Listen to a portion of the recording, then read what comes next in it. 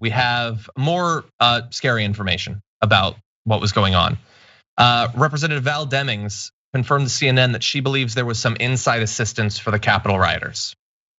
Now, there's multiple different forms of this that are now being discussed that are gonna be investigated. There is a video going around of a group of these people in the Capitol in a room on the day of the attack, talking about floor plans and pressing the assault and stuff like that. I don't know exactly what that means. There's also discussion about one of these representatives taking them on like a tour through the building in the days before, potentially like giving them the idea of the layout for when they go in. I saw that the guy who brought the Molotov cocktails, he apparently had some document where he had scrawled names of people that were bad, and he also had phone numbers for Ted Cruz's office. I don't know exactly what that means. Let's see, I believe it was it Ayanna Pressley who talked about the fact that her chief of staff found out that all the panic buttons in their office had been removed in advance, maybe just as a remodel, but they weren't told about it, which seems weird. There's just a lot of stuff that is incredibly concerning about all of the prep for this, what happened during it, some of the social media activity of like new Representative Lauren Boebert, who seemed to be trying to make sure that the attackers knew where Speaker Pelosi was at the time. Yeah, Boebert was explicitly told, well, not her, all of them were explicitly told not to tweet, not to go on social media because they could give up your location. And she went on specifically to do just that. So there wasn't a misconception, there wasn't a forgetfulness, or even just I want to tell my constituents I'm okay, so let me make sure I tweet this out. No, none of that was the basis for any of these posts that Boebert had. It was to do exactly what they told them not to do. I mean, what other explanation is there? And if there is, tell us. That's fine. And by the way, all these things that the tours that were given, the Ayanna Pressley's office with the panic button, investigate this stuff. Hey, if you don't believe it, fine, let's investigate it. I'm willing to wait for that investigation. And maybe it was on the day when the panic, like as you mentioned, maybe the panic buttons were normally being switched out or something. But someone had to have known that why would you do that on this day? More of the things that you're worried about when it comes to knowing what's upcoming from this attack.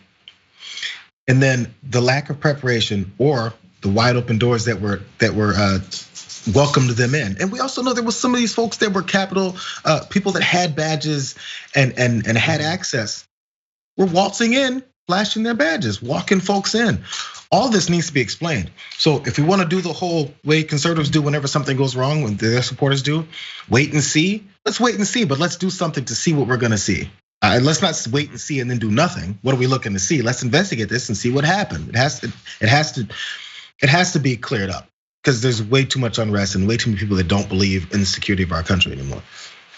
Yeah, and some of them have been elected. So, the AOC talked about not wanting to be in the room with some of those new representatives who believe the QAnon stuff. The same as those insane people rampaging through the hallways. They believe that Satan is talking to the Democrats and the Democrats are putting on babies' torn off faces. Yep. These people are voting on impeachment today. Anyway, Ayanna Pressley was very concerned about being there. And now they've installed, I think we're gonna talk about on the main show, they've installed those metal detectors and they've been up for one day. And yeah, they're not, the representatives they're not feeling bound by that. They're just going around it or running through it and not stopping. And apparently they're allowed to do that somehow. I forget if it was Boebert or if it was Marjorie Taylor Greene wouldn't allow their bag to be searched. Yeah. I don't trust this person with any kind of weapon in the area. Madison Cawthorn, by the way, the new representative, said he was armed on that day. We have no knowledge about whether he can legally even carry a gun in DC, but he says he was armed. Would you want to be alone in a room on that particular day when those fascists are storming through the Capitol? No. Every single one of them should be searched as they go in. I forget exactly who. One of the new representatives, it might have been a member of the squad, said, like, if you show up to work at McDonald's without your uniform, you don't get to work. That's a part of the job. And these people seem to forget that yes, they have fancy titles, but they're employed by us to do a specific job.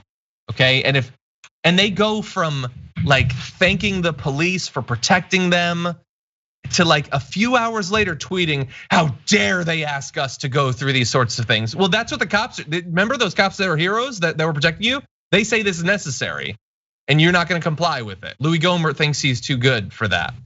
Don't break through that thin blue line. Yeah, many of them, they were breaking through it. Their alarms went off. They sidestepped it. They shoved a female cop, one particular representative or senator, shoved a female cop out of the way so he can walk through. I have a job to do. Look at these lines. The pompous like privilege that they assume they deserve for nothing is astounding. But it'll be on full display. They'll tweet about it. It's not like they want to hide the way that they're acting over this. They think that they're on the right side of this. And by the way, welcome to the rest of America. Welcome to public schools that have to deal with this type of stuff because you guys want to throw out thoughts and prayers for gun violence in the country when it doesn't affect you, and then metal detectors go up and then schools look like prisons. Now it's not, it's a problem now when, oh my God, the Capitol has metal detectors? Can you believe that? You know who I am? You're another person who was in a place that was invaded 1 week ago with armed, violent insurgents. That's where you are. So tired of this.